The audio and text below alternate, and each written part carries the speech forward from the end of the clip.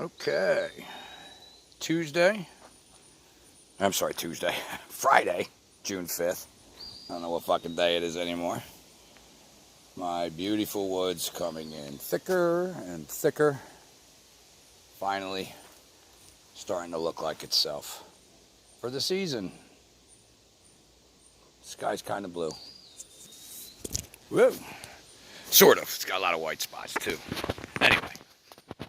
Friday, June 5th. Wondering what the weekend's going to bring. Because, as I've tried to explain before, my own standpoint on this mess, I'm not feeding into it. You know, I may say whatever I say. I may point out whatever I point out. But I'm not going through the videos. And, you know, I was watching Ryan last night, who finally did pull up some videos. And I watched some of it. And so much of what I watched just looks like a setup. Even people being plucked and arrested looks like setups in some aspects to get people riled up. I'm not suggesting that there's not police violence going on against peaceful protesters. Not saying that. I'm saying that it's a complete setup. The more you emotionally feed into it, the more angry you're walking around, the more you reflect that out into the field, that's all you're going to get. And I'm not fucking doing it. I'm not living that way. You know? Again, just take a look at the George Floyd incident itself. Again, cop for over a decade I was.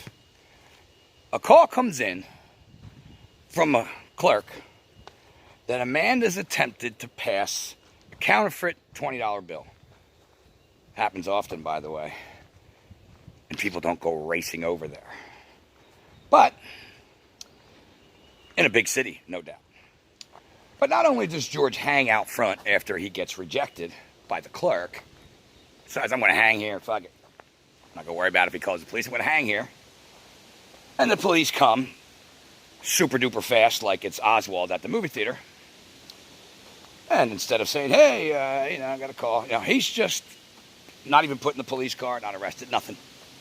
Put on the ground. And just choked, where the guy's not screaming for his life. Everybody's filming. People are standing there. EMS comes and just takes him away. Nobody treats him. There's a lot of holes there, you see. And I have my own personal feeling about it, that it's all bullshit. But believe what you will, but look at the evidence. Because if you think that's what really happened, first of all, a call like that, in a big city especially, a cop's going to go, let me give him 20 minutes to get out of town before I get there so that my dispo is UTL GOA, I'm clear.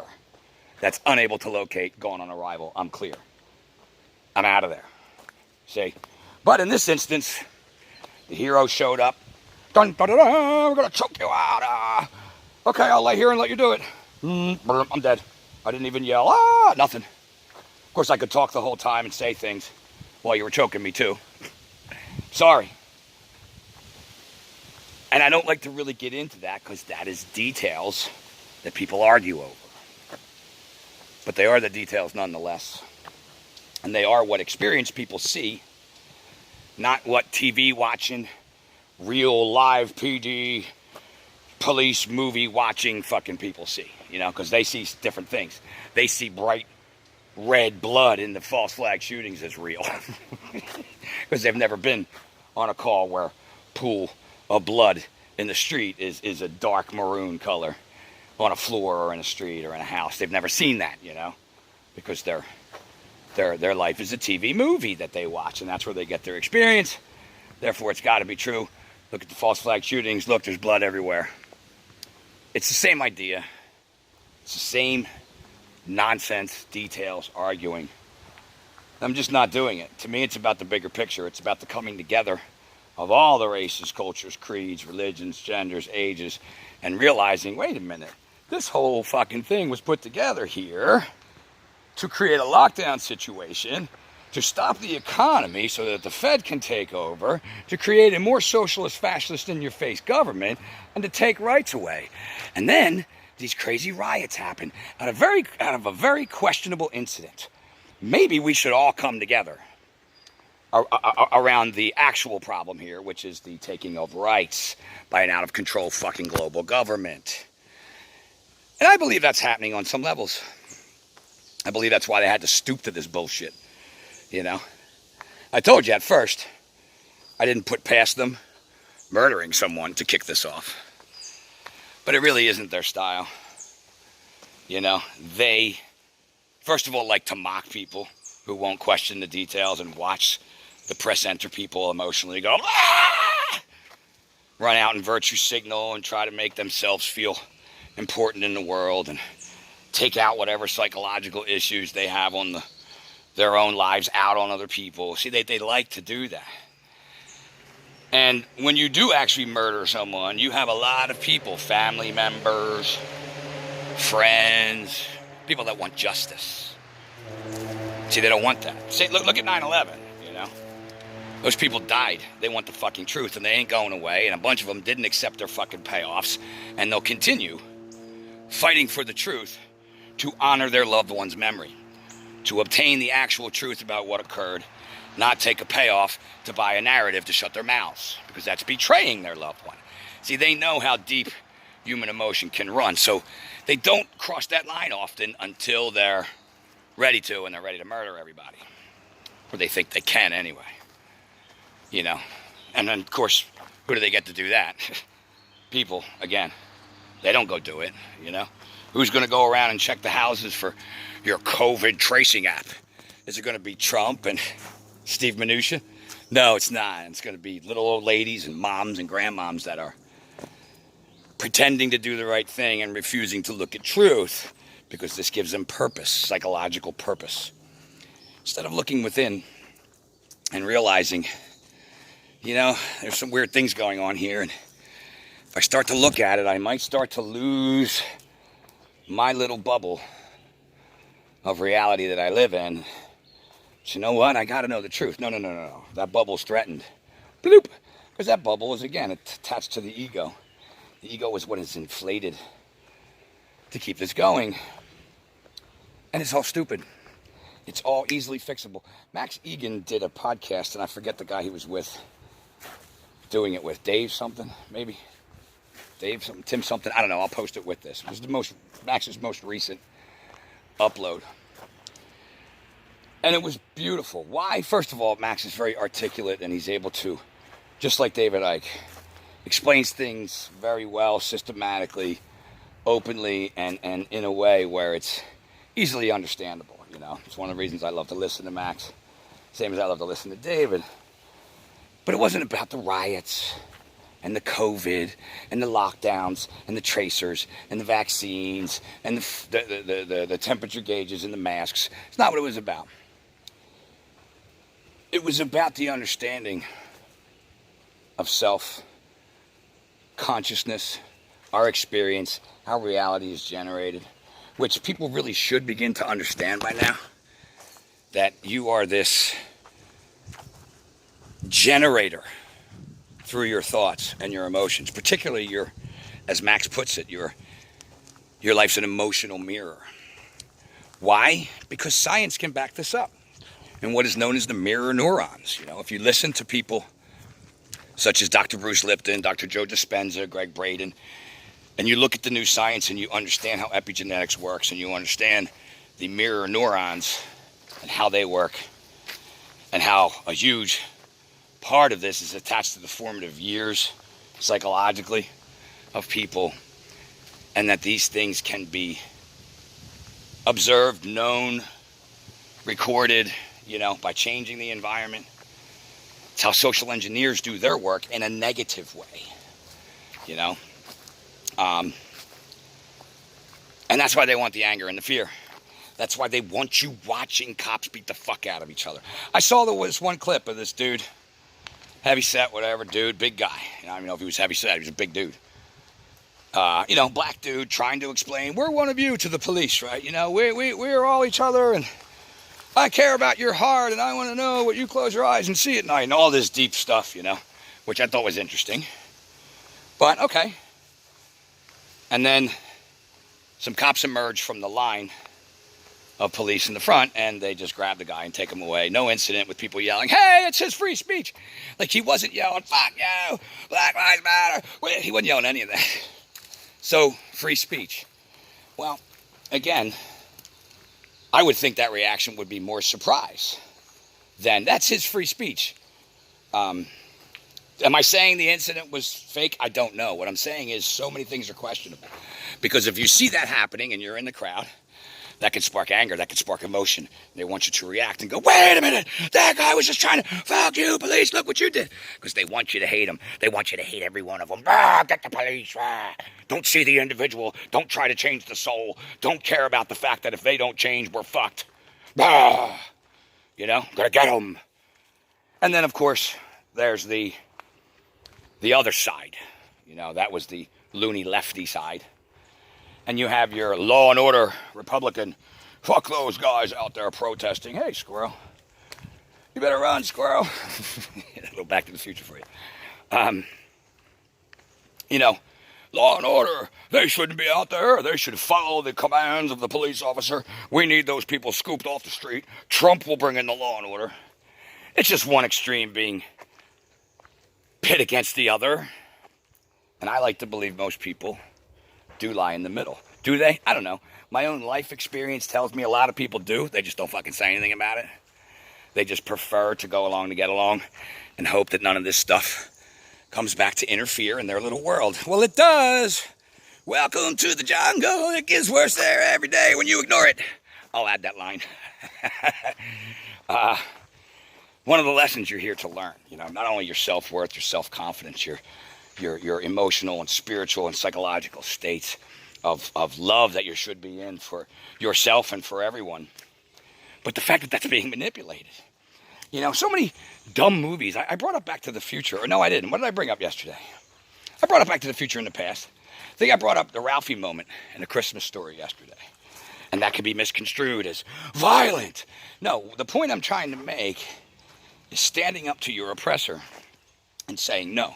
Just like George did in Back to the Future. Now, it's a dumb kid movie, right? But you can take that lesson and explain it to your kids at young ages. They can understand that, you know? I don't care if there's a Western Auto 9 there and the two lines in fire mean 9/11 and all the stupid symbolism. Who the fuck cares? Grow up. See it for what it is and see the other lessons in there. Because the main point of that first movie, when you see George McFly living as a submissive, cowardice, fragile old man who doesn't pay attention to his wife because he doesn't have any self-respect for himself. How can he respect his wife? So she has her own internal aspects of dealing with it, which is drinking heavily. You know, it has trickled down to his son, where his son is afraid to do things because he's afraid of what people might think of what he does. And the movie goes back to the past, and all that changes. Because Marty's interaction, the son's interaction with George, the father, as a teenager, and seeing his father in those positions, Marty helps to build self-confidence. Marty helps to change the perception of his father, in which later on he stands up to his oppressor. You know, the famous punch, hey you, get your damn hands off her. But remember, it didn't stop there. Because there's a second lesson to be learned. Is that it's ongoing. George goes into the dance. The movie's not over. Marty doesn't appear back into the picture and everything's fine. He has to do it again. When Malachi from Children of the Corn tries to dance off with the girl. He has to say, excuse me, and step in. There's a point there that being vigilant of doing what is right has to come from within, and it has to start from a place of self-confidence, which then builds into righteous action and courage. But when you live in a state of fear of what people think, fear of your inabilities to do things, fear of your consequences, then you will stay inactive. And you can see what that can lead to by seeing, Marty's father, George, in the beginning of the movie. And then, of course, when Marty comes back from the past, he's a confident writer who's written his first novel, who has kids that are confident in the world, wearing business suits, a daughter that is getting phone calls from You know, multiple people where for dates where in the beginning no one would call her. There's a point there, and whether or not it's a philosophical reading from Socrates, I don't know many 8, 9, 12-year-olds that are going to sit down and take those points. But if you put it in a Back to the Future movie and you help to explain these things and you help children to see these things when they're young, it's a way. I used to do it with the kids I worked with. I used to take concepts like that and things that were made for entertainment value and get the kids to try to understand deeper issues and to interrelate them into themselves while weeding out all the dark shit. Pointing it out too. Guess what? They put the dark shit in the movies on purpose. From dark comes light. You're not going to see the light if you don't recognize the dark. Especially the dark from within, your own self, your own behavior, your own mindsets. And only you can do that work for you, and only I can do that work for me. That's why putting this out there and getting people in states of not just confidence of standing up for what is right, but confidence of taking in the truth, which is what I was trying to explain yesterday, which didn't seem many people liked. It's a shame, you know. A lot of people just want to go watch the riots and hear everybody go, let me take my extreme side, fuck them. Yeah, well, that won't be happening here. Not that comments here and there won't come out of my own, you know, annoyance with people's behavior. But that's why I don't turn my comments on, because I'm not interested in the myopic viewpoints of, you're a racist, don't you care about the black people? What do you want? You want the cops to get all hurt? You don't want law and order? You know, either side coming in. I don't have time to give a fuck about those people, to waste any time on them, or to let them attempt to emotionally charge me by having it even there to read. You know, I don't let it work in my real life. Why would I bring that in on here? You know? And like I was also trying to explain yesterday, it's about speaking this, you know, in life, in the world, behaving this way. Again, I said yesterday, I'm not one to think you have to do this in a technological way. But doing this like I'm doing, like I don't consider this a technological way. I'm making a video and posting it in my name so that people can hear my points of view, whether you know me or whether you don't, you know? And then I live and behave that way in life. You know, I don't have a big produced show with slides to entertain everybody, and you know, and those things are great. That's how we learn. I told you, I'm just a dude that's sick of everything, who's been on his own journey through, you know, emotional states of trauma himself, and is willing to speak about it to try to help others to come out of their states of psychological ineptness, because I was there thinking I wasn't, you know. These are the things we need to admit to ourselves. And these are dark things people don't want to admit. Well, it's part of waking up. It's part of truth discovery. And it's part of getting out of this mess. So, anyway, I'm going to leave it there. Hot, sweating. Hopefully this weekend will be nothing like last. But who knows? Whatever's coming is planned, being steered.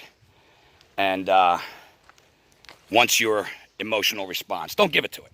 Keep your eye on the big problem, loss of rights, the coming together of us all to fight those loss of rights by saying, no, we're not doing it.